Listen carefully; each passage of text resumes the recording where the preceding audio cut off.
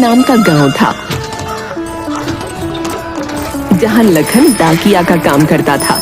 लखन को पूरे गांव में लोग जानते थे क्योंकि लोग हमेशा खत लेने के लिए लखन का इंतजार किया करते थे।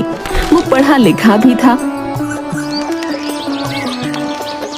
तो एक दिन जब वो गांव में खत बांट रहा था तभी एक औरत घर के दरवाजे पर आकर आवाज लगाती है, ओ डाकिया, ओ लखन डाकिया, यहाँ आओ। लखन उस औरत के पास जाता है। जी, आप मुझे बुला रही थी? क्या आपको किसी के खत का इंतजार है? रुक जाइए, अभी ढूंढ कर देता हूँ। खत का इंतजार नहीं बल्कि खत भेजने का इंतजार है जिसमें सिर्फ आप ही मेरी मदद कर सकते हैं।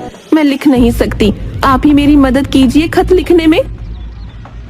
बहन जी, मैं डाकिया हूँ। मैं सिर्फ खत आप लोगों तक पहुँचाने का काम करता हूँ। खत लिखना मेरा काम नहीं है। भैया कृपया मेरी मदद कीजिए ना, ये बहुत जरूरी है। अगर ये खत मेरे प्रेमी तक नहीं पहुंचा तो अनर्थ हो जाएगा। आप चिंता मत कीजिए, शब्द मैं बताऊंगी, आपको सिर्फ लिखना है। अब ठीक है, मैं आपकी मदद करता हूँ। लखन उस औरत की बात मान लेता है और वो औरत लखन को पेन और कागज लाकर देती है। लखन उसका खत लिखना शुरू करता है। बोलिए, क्या लिखना है? मेरे प्रिय आशिक, आखिर तुम कहाँ चले गए मुझे छोड़कर? आखिर मुझ में कमी क्या थी? सिर्फ खाना ही तो नहीं बना पाती थी और क्या? बाकी सब तो मैं कर ही लेती थी ना। मुझे पता है तुमने शहर में जाकर किसी शालिया नाम की लड़की से शादी कर ली है। फिल्म करने के बाद तुम मुझे भूल ही गए। अब गाँव आओ, बस तुम्हारा ही इंतजार है मुझे। तुम्हारी शादी को मैं अनदेखा कर दूंगी, बस लौट आओ मेरे पास। शालिया? कहीं सुना सुना सा नाम लग रहा है। अच्छा छोड़िए, ये बताइए कि ये खत किसके नाम भेजना है? ये खत मुझे मेरे आशिक अम्मी कपूर को भेजना है जो मुंबई में रहते हैं। अम्मी कपूर? ये भी कहीं सुना सुना सा नाम है। सुना तो होगा ही तुमने, फिल्म में बड़े स्टार जो है मेरे आशिक। अच्छा ये खत भेज दो, इसका कोई जवाब आए तो तुरंत मेरे पास वो खत लेकर आ जाइएगा। ठीक है, जैसा आप कहें। अभी मैं चलता हूँ।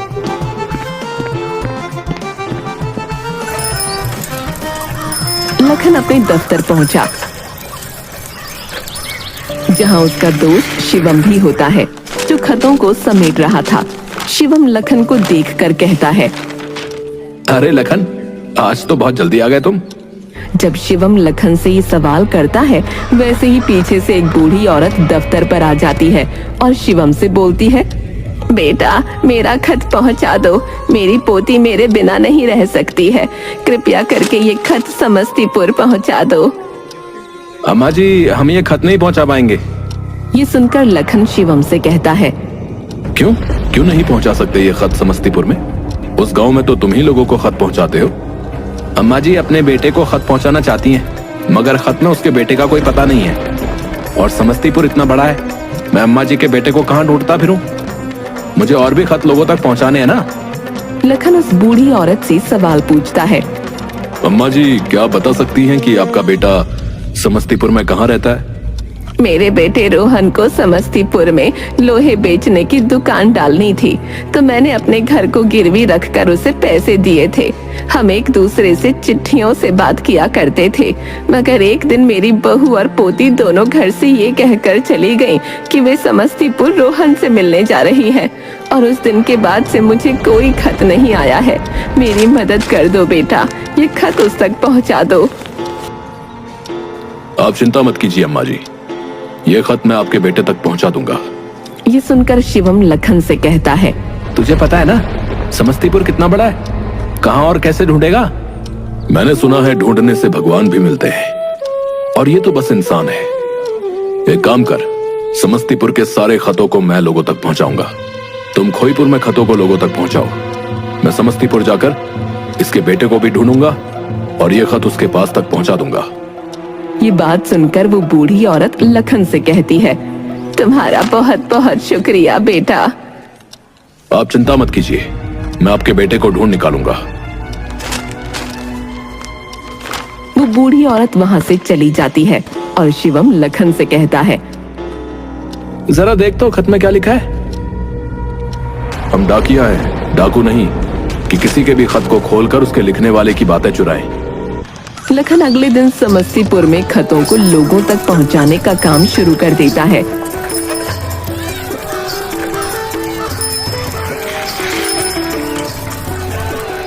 और जब भी वो लोगों को खत देता, उनसे पूछता। वो एक आदमी से रोहन के बारे में पूछ रहा है। आपने किसी रोहन के बारे में सुना है जो लोहे का व्यापार करता हो? सुना तो है डाकिया जी, मगर याद नहीं आ रहा। कल आइए, कल बताता हूँ। हैं? ठीक है, कल बता दीजिएगा।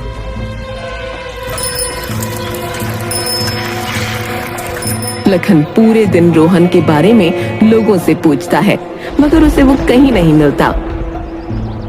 अगला दिन आता है और लखन एक बार फिर समस्तीपुर में रोहन के बारे में पूछने उस आदमी के पास जाता है। भाई साहब, कुछ याद आया? आपने कहा था कि कल बताऊंगा। लो, आ गया मैं। अब बताइए, रोहन कहाँ रहता है? हाँ हाँ, अभी बताता हूँ। आदमी सोचने लगता है और लखन को जवाब देता है। मुझे याद आ गया भाई कहाँ रहता है, मगर मैं तुम्हें कल अच्छे से याद करके बताऊंगा। अरे बोलो ना, तुम्हें पता ही नहीं है। मेरा समय क्यों बर्बाद कर रहे हो?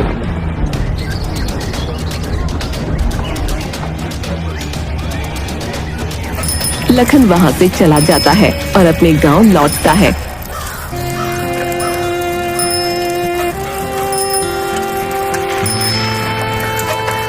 तभी उसे गांव के किनारे एक घर दिखाई देता है जो काफी खूबसूरत था।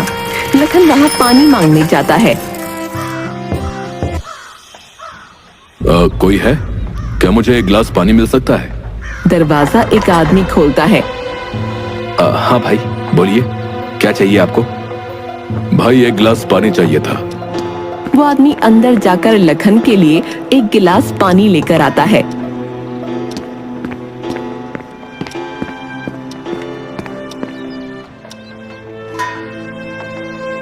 लखन पानी पीते पीते उस आदमी से पूछता है।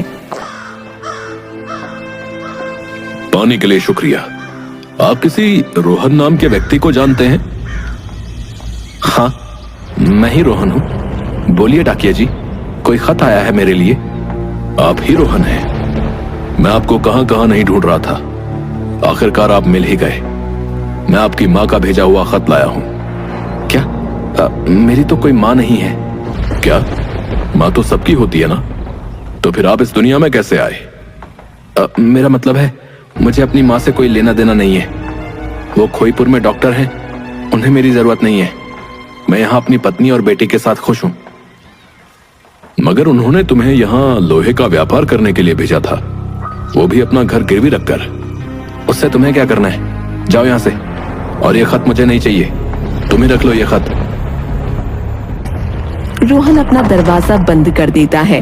अपने गांव लखन लौट आता है, जहां डाकघर पर रोहन की माँ लखन का इंतजार कर रही थी। लखन बेटा, क्या मेरा बेटा रोहन तुझे मिला? बोल बेटा, मिला क्या? पता नहीं मेरे बेटे और उसके परिवार का क्या हाल होगा। अम्मा जी, मुझे वो लोग समस्तीपुर के किनारे बसे एक आलीशान घर में मिले। क्या वो लोग ठीक तो है ना बेटा? कैसे हैं वो लोग? मेरी पोती कैसी है? लखन सारी बातें रोहन की माँ को बताता है।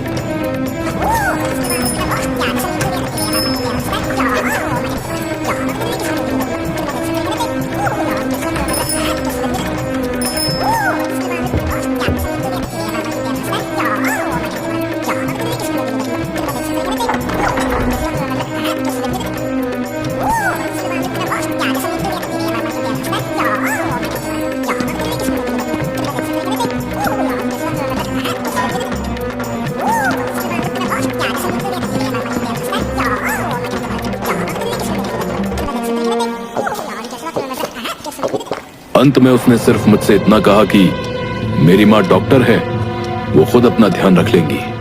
क्या कुछ नहीं किया मैंने अपने बेटे के लिए? बेटा, मुझे उसके घर ले चल।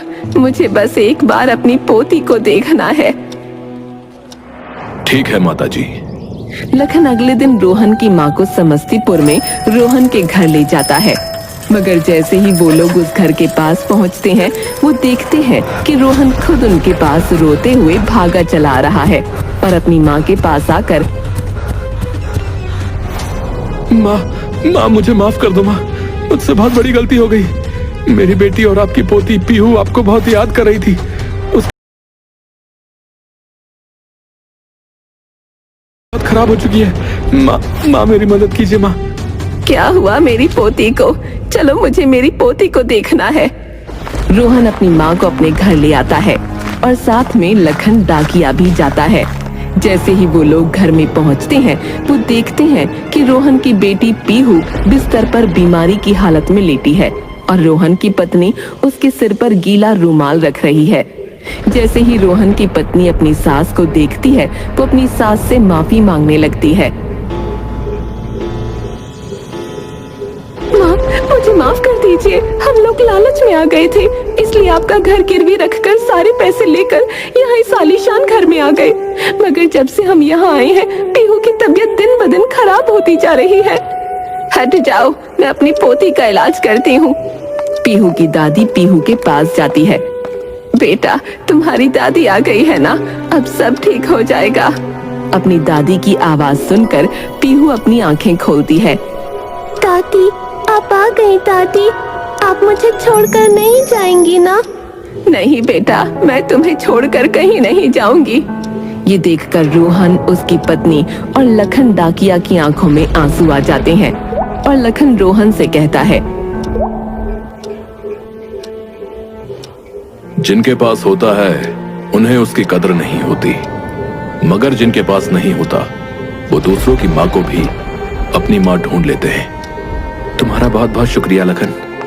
रोहन की माँ लखन के पास आती है और उससे कहती है, तुम्हारी माँ नहीं है ना, चिंता मत करना, आज से मैं तुम्हारी भी माँ हूँ। जब मन करे मेरे घर आ जाया करना। जी आपका बहुत बहुत धन्यवाद माँ। लखन अपने बैग से खत निकालकर अपनी माँ को देता है। ये लीजिए माँ, ये खत आप खुद ही रोहन को दे दीजिए। अब उसकी जरूरत नहीं है बेटा, ये खत एक माँ ने अपने बेटे के लिए लिखा था, इसलिए ये खत तुम ही रख लो। लखन वहाँ से चला जाता है और अपने गांव खोईपुर के डाकघर में आता है। उसके हाथ में अभी भी वो खत था। शिवम भी वहीं खड़ा था। लखन सारी बातें शिवम को बताता है, जिसे सुनकर शिवम लखन से कहता है, अब तो पढ़ सकता है तू ये खत, मुझे दिखा, ये अम्मा जी ने अपने बेटे को क्या लिखा है। लखन वो खत खोलता है और पढ़ना शुरू करता है। बेटा, कई दिनों से तेरा कोई खत नहीं आया, इसलिए परेशान हूँ। मैं तेरी माँ जो ठहरी, अगर किसी काम में परेशानी हो तो मुझे याद करना, मैं हमेशा तेरा साथ दूंगी। मैं तेरी माँ जो ठहरी, अगर कभी ऐसा लगे कि जिंदगी मुश्किल हो रही है तो मुझे याद करना और मेरे पास आ जाना। तेरे लिए मैं बहुत सारी चीजें खाने के लिए बनाऊंगी। आखिर मैं तेरी माँ जो ठहरी, कोई तेरा साथ दे या ना दे, मैं हमेशा तेरे संग रहूंगी। आखिर तू मेरा बेटा जो ठहरा। ये खत पढ़कर लखन और शिवम की आंखों में आंसू आ जाते हैं और दूसरी ओर रोहन की बेटी भी ठीक हो जाती है। रोहन अपने परिवार को लेकर वापस अपनी माँ के पास रहने आ जाता है। लखन जैसा डाकिया हम सभी की जिंदगी में एक आशीर्वाद के रूप में होता है।